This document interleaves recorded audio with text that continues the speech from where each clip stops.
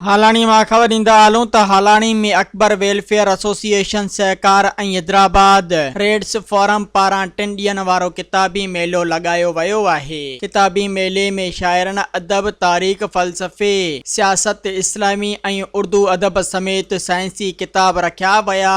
किताबी मेले जो इफ्तिताह MNA सैयद इब्रार अली शाह पिण कयो ऐं किताब ख़रीद पिण कया। किताबी मेले में अॻूणे टाउन चेयरमैन सैयद नवीद अली शाह, फिदा बख्श अली सहतो, हेड मास्टर मज़हर अली नागौर समेत मुख़्तलिफ़ सियासी समाजी अॻवाननि ऐं मुख़्तलिफ़ स्कूलनि जे उस्तादनि ऐं ॿारनि पिण शिरकत करे किताब ख़रीद कया। उन मौक़े ते किताबी मेले में शरीक अॻवाननि जो चवणु हो त किताबी मेलो लॻाइण सां नौजवाननि में किताब पढ़ण जो रुझान वधंदो। किताबी मेला हर शहर में लॻाइण घुर्जनि, छो त इन सां नौजवान किताब तरफ़ माइल थींदो, जेको पिण सुठो सौण आहे। किताबी मेले जी मेज़बाननि डॉक्टर अकबर ज़फ़र ऐवान, कादिर दाद खुश्क जो चवणु हो त मरहूम डॉक्टर मोहम्मद अकबर ऐवान जो हालानी जी अवाम लाइ वॾियूं ख़िदमतूं आहिनि ऐं ही किताबी मेलो इन जी यादि में लॻायो वियो आहे।